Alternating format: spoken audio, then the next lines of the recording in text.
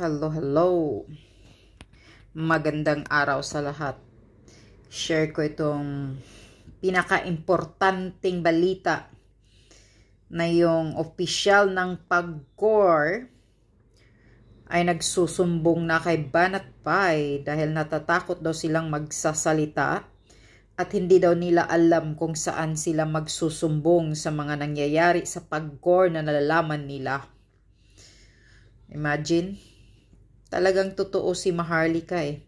Yung pinagsasabi ni Maharlika na si Lisa Smugs, kumakamkam. Tamang-tama talaga yung mga sinasabi ni Maharlika.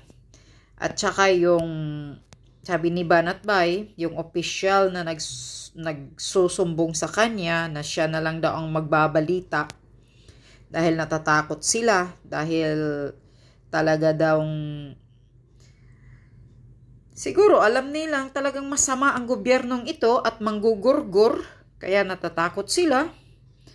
So, pero alam nila kung anong nangyayari sa PAGCOR, lalo na itong lugo na to. At mayroon daw nakawan na nangyayari sa loob ng PAGCOR. Yung PAGCOR na yan, ang hirap-hirap na yon pasukin yung, kasi dami daw pera doon. Pero kayo na lang ang pakinggan nyo itong video ni Banat Pai na pasabog niya na sa nagbalita sa kanyang opisyal. Meron pong akong nakausap na dating opisyal at mga opisyal ng PAGCOR. Ngayon, hindi ko na lang ito babanggitin. Sabi nila, ibang-iba na daw ngayon talaga sa PAGCOR.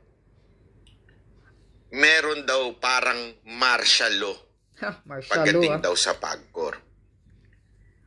Alam ni Maharlika yan. Anong iutos ng kanilang boss, daw ito'y susundin mo dapat. Kahit ito ay, sa tingin nila, ay illegal.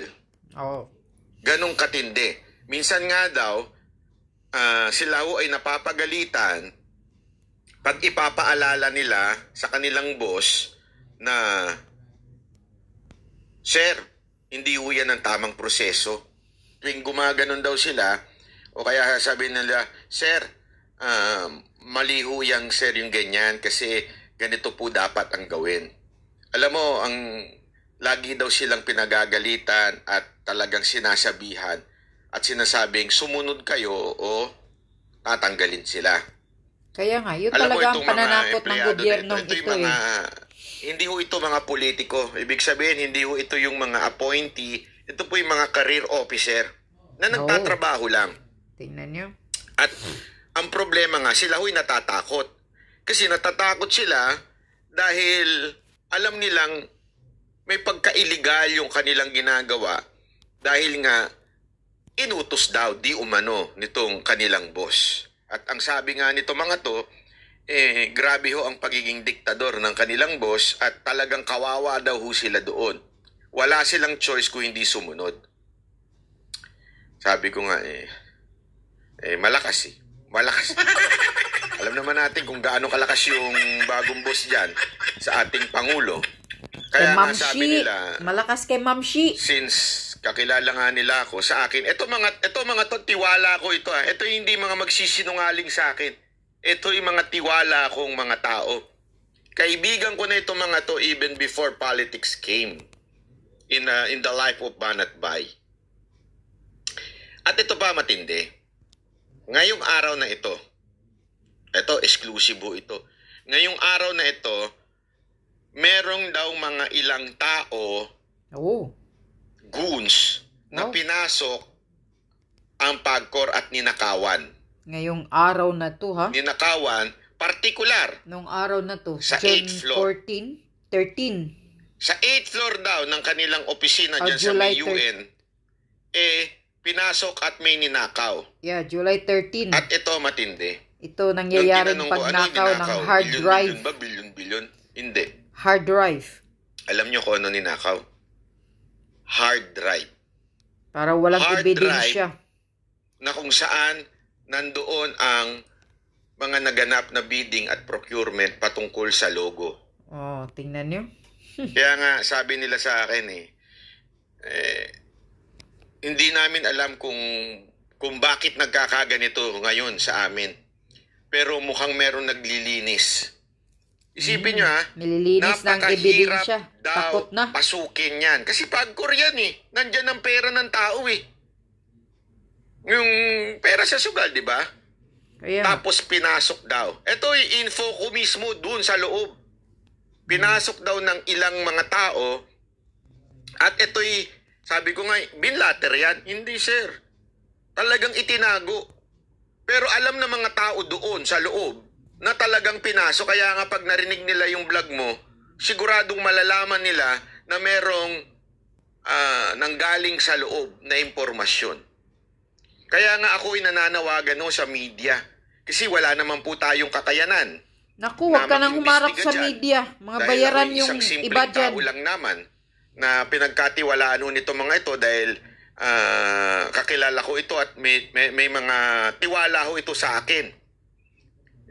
Sabi nga nila, sir, wag niyo na lang panggitin yung aming mga pangalan dahil kami po malilintikan. Kaya lang hindi na ho tama ito.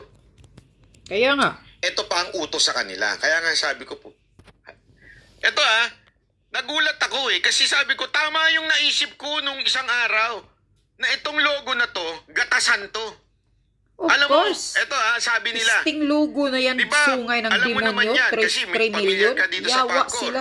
May mga kaibigan ka. Di ba pagka meron kami mga relief goods, naka-ready na yan, naka-imbak na yan, relief goods na yan. Oh. Ibig sabihin, hindi yan yung ngayon lang gagawin tapos ipamimigay. Hindi ho ganun. Usually, naka-imbak na yan. At ang inutos daw sa kanila, lahat na may lumang logo, huwag nang gamitin. Tingnan no? Magpagawa ng bago. Para lang makakamkam ng pira ang mga yawa. Ganon. Ganun Mga yawa. Kaya ako nagugulat. Sabi ko nga, grabing pagsasayang. lantaran niya. Oo, ultimong tubig, relief good, mga plastic, kailangan lahat siyang palitan ng may logo. Tapos, grabe hindi na kailangan daw, di umano na di daw idinadaan sa tamang proseso. Siyempre, sila ang boss. Nagugulat, hindi nila alam kung saan sila magsusumbong. Sabi ko, bakit? Ang dami naman diyang sir, hindi... Mamshi ang boss. Otos ni Mamshi yan.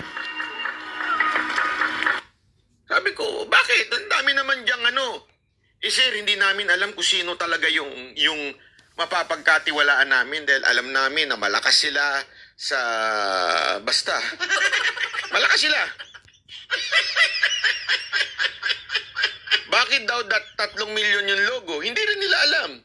Kasi nga, the decision, hindi ho nanggagaling sa tamang proseso. At yung procurement, yung 8th floor yun. Kaya nga i-check ninyo I-check ninyo, nasa 8th floor yung procurement. Nandoon lahat ng database, nasa hard disk. Lahat. At yun lang ang nawala. Hindi nga nawala yung pera, hindi nawala yung mga laptop doon. Hindi ho, ang nawala lang yung hard disk lang mismo. Tingnan. Siguro, sindikato para yun. pag nagkademandahan, walang ebidensya. Di ba?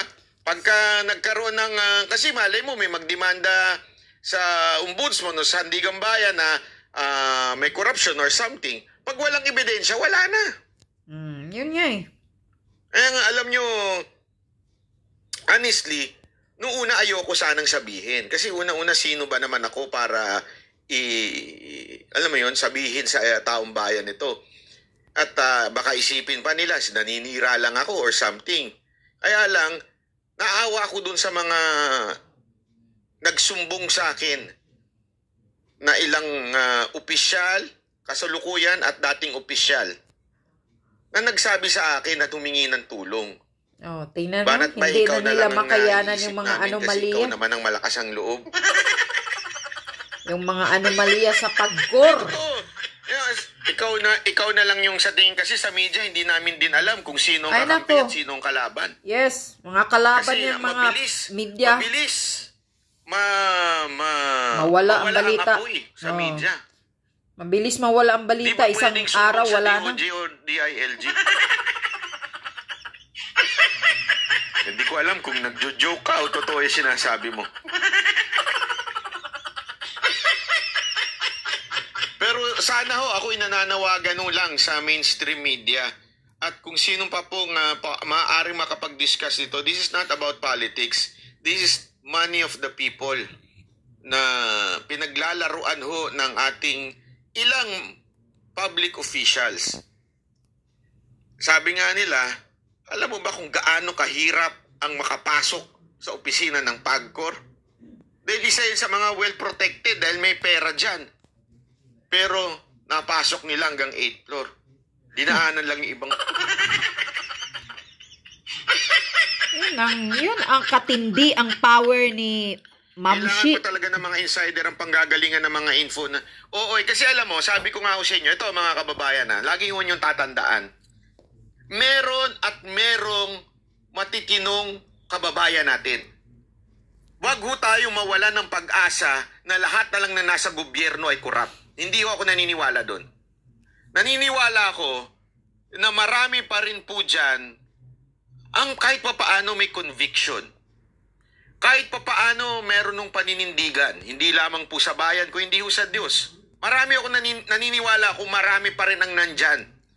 Kaya lang, dahil nga ho sa tindi ng pressure, sa tindi ng katulad niyan, yung pressure na pag hindi ka sumunod, mawawalan ka ng trabaho. That is something very, very hard. Diba? Kung ikaw yun, hindi ho biro yun. Buhay ng pamilya mo ang nakasalalay. Lalong-lalo na kung ikaw ang provider ng pamilya mo. So pag tinretin ka ng, sige, magsumbong ka. Tingnan ko lang. Kung hindi ka mawala ng trabaho. Alam nyo, this is not the first time, I'm telling you. This is not the first time na may mga kumakausap sa akin na they're trying their best. Sabi nga, alam nyo, sabi ko sa kanila, kahit nga yung si NBI, sabi ko, I'll do my best, but I'm just banat by. Hindi po ako yung tipo ng mga masasabi nating nag-i-expose, pero mapapagkatiwalaan nyo kung hindi ako matatapalan at kakausapin para tumigil. Kaya nga ako busit na busit hanggang ngayon dun sa NBI. Alam nyo ba yung NBI director hanggang ngayon ay sabi nga ng isang pahayagan nakita ko ay dapat nang retired. Yes, sabi ni Pasok Maharlika na, yan. ika nga. Retired Dapat na nga nasa daw yan. retirement age na nananatili pa rin. 60 plus ng edad niyan, sabi ni Maharlika. Kung hindi naman makapala mukha, nakadalawang bulilyaso na, kapit tuko pa rin. Hinired ulit Diba? daw ni BBM, sabi ni Maharlika yan. Tapos ito na naman. Kinuha Meron ulit na ni naman bulilyaso BBM dito ang sa PAGCOR, which is hindi director ko ng ginawa yan, NBI. hindi ko inimbento yan yung bulilyaso yung 3 milyong logo. Hindi ako kasal, hindi ako nag-expose niyan. Wala akong kinalaman diyan. Ibig sabihin yan ay talagang kagagawa ninyo.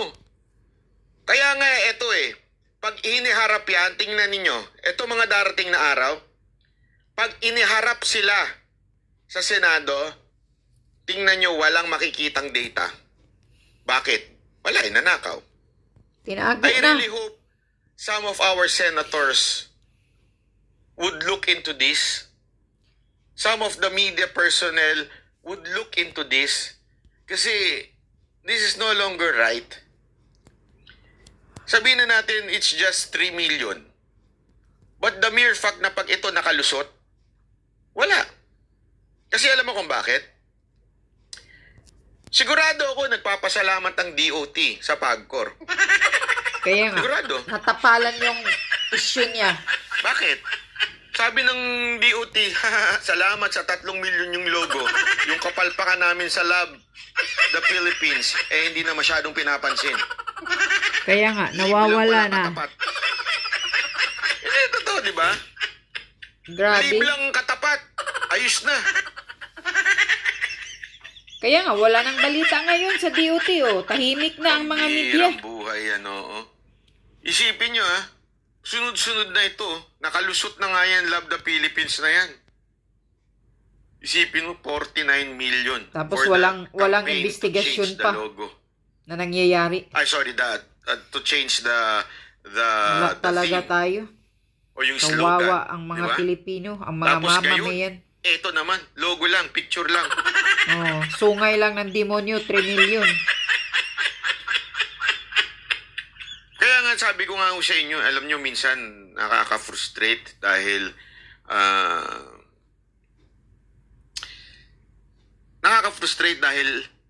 para tayong kumakatok sa walang sumasagot at tayo hindi ho pinapansin.